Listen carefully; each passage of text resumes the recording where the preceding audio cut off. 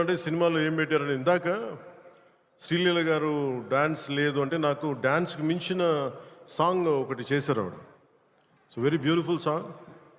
అది మీకు తిరిగి ఒక ఇందాక సుమా గారు చెప్పినట్టుగా చాలా దశాబ్దాల క్రితం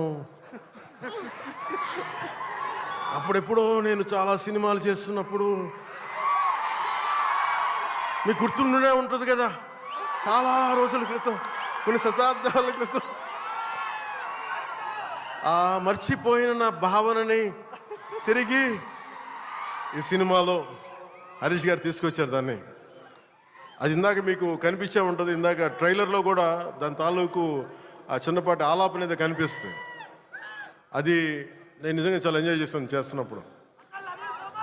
సో ఇది ఈ సినిమా మరోమారు మీ అందరికీ ఆనందం కలిగిస్తుంది తెలియజేసుకుంటూ జై హింద్.